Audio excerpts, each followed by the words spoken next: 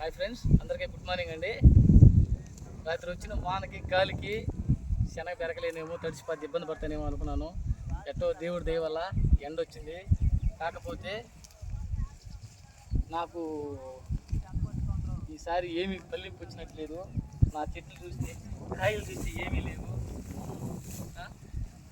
ఇదే రైతు పరిస్థితి. చూడు, ఒక చెట్టుకి 3-4 కాయలు ఉన్నాయి. ఈ విధంగా వస్తే నాలాంటి చిన్నకారు రైతులు ఏం చేయాలి చెప్పండి? ఏ ప్రభుత్వం చూసినా ఆదుకోపోయా.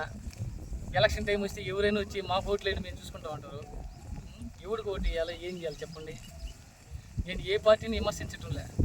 కాకపోతే ఏంటంటే మన కష్టాన్ని మనం నమ్ముకోవాలి. ఎవరైనా కూడా ఎవడో వస్తాడు ఏదో చేస్తాడు అనేది అబద్ధం. నా కష్టాన్ని నేను నమ్ముకున్నా. దేవుడిచ్చిన వరకు చాలు.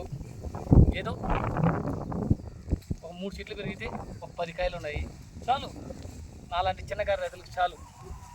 ప్రభుత్వం ఏం ఆదుకోబల్లా, ఎవడు ఆదుకోబల్లా, చాలు.